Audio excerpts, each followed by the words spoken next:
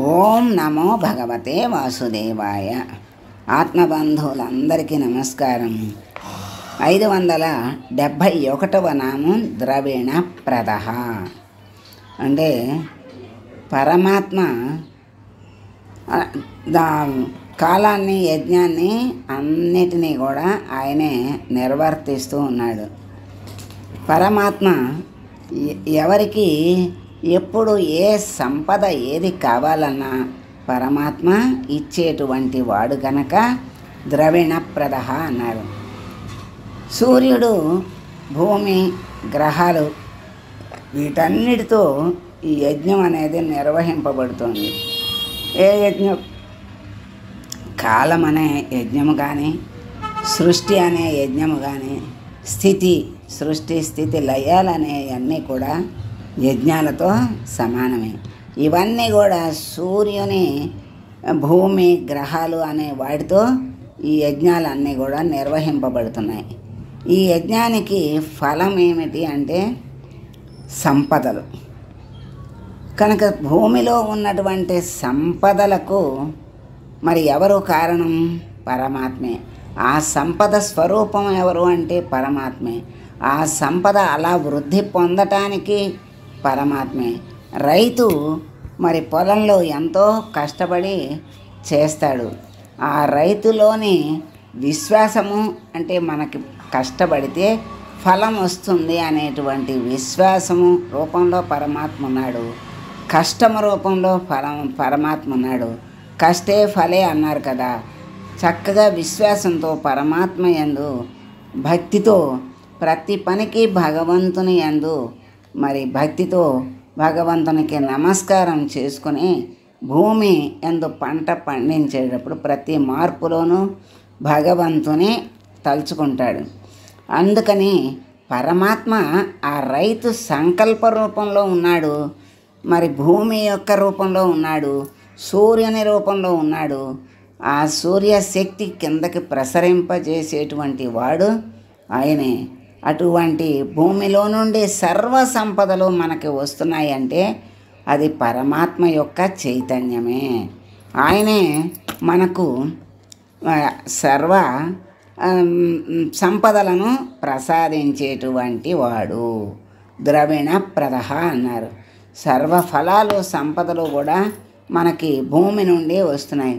భూమి నుండి ఎందుకు అన్నీ ఎక్కడ వస్తున్నాయి అంటే మనకి తెలిసినా తెలియకపోయినా గాలిలో నుంచి ఏది రాదు, భూమి నుండే వస్తాయి.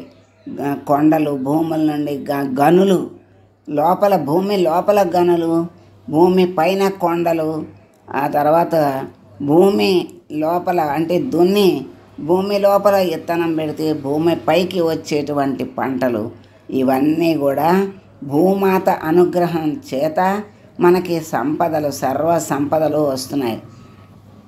మరి ఆ సంపదలే పరమాత్మ స్వరూపం. ఆ భూమి స్వరూపము ఆయనే. ఆ భూమి రూపంలో మనకి సూర్యుని రూపంలో, గ్రహాల రూపంలో, యజ్ఞాల రూపంలో పరమాత్మ మనకు అన్నిటినీ అనుగ్రహిస్తున్నాడు. అటువంటి స్వామికి ద్రవిణ ప్రదః అనే నామంతో పిలుస్తున్నారు.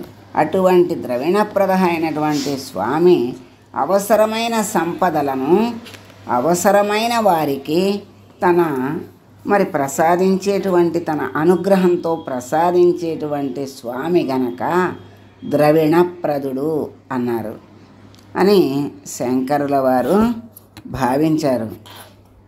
అంటే ఇహంగాను అంటే ఈ లోకంలో కావలసిన మరి భౌతికమైనటువంటి వస్తువుల కోసం కోరుకునే కోరికలను కానీ, మరి జ్ఞానముతో ముక్తి కావాలనేటువంటి కోరికను కానీ, అన్ని కోరికలను భక్తుల యొక్క కోరికలను నెరవేర్చే స్వామి గనక ద్రవిణ ప్రదః అన్నారు. ముందు భగవంతుని వైపు తిరిగి లౌకికమైన కోరికలు, భౌతికమైన విషయాల గురించి లౌకికమైన కోరికలు కోరుకుంటూ భగవంతుని ఆశ్రయిస్తాడు.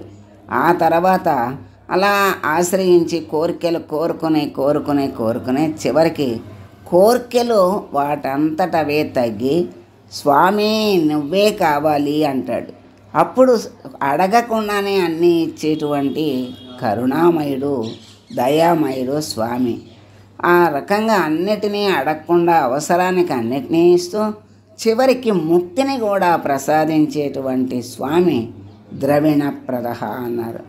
అటువంటి ద్రవిణాలు అంటే విలువైన విద్యలు, శాస్త్రాలు సర్వము కూడా, అంటే భౌతికమైన వస్తువులు కానీ మరి ఆధ్యాత్మికమైనటువంటి జ్ఞానము, భక్తి, ముక్తి కానీ అన్నీ ఆ ద్రవిణాల కిందకే వస్తాయి. అమూల్యమైన విద్యాధనాన్ని భక్తులకి అనుగ్రహించేటువంటి స్వామిని ద్రవిణప్రదుడు అన్నారు పరాశర భట్టరు. అట్లా సత్యసంధులు ఈ అర్థంతో పాటు ద్రవి ప్లస్ ణ ప్లస్ ప్రదహ అని విభజించి మెత్తని మనస్సు గల భక్తులకు సుఖాన్ని చేకూర్చే స్వామి అని అర్థం చెప్పారు. అంటే పరమాత్మ మరి ఆయన యందు మనస్సును పెట్టి ఆయన్నే నమ్ముకొని ఉన్నటువంటి భక్తులకు సర్వ సుఖాలను, సర్వ ఆనందాలను, సర్వ జ్ఞానాన్ని, సర్వ సంపదలను కూడా ఇచ్చేటువంటి స్వామి కనుక ద్రవిణప్రదః అన్నారని చెప్తున్నారు.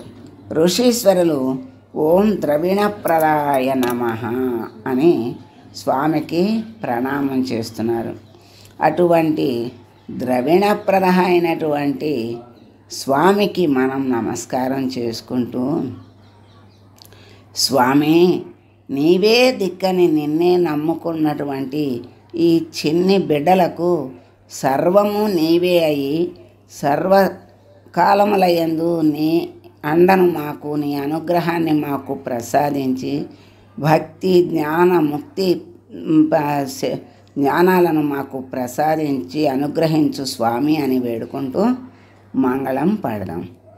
మంగళం కౌసలేంద్రాయ మహనీయ గుణాత్మనే సర్వలోక శరణ్యాయ సాధురూపాయ మంగళం. ఓం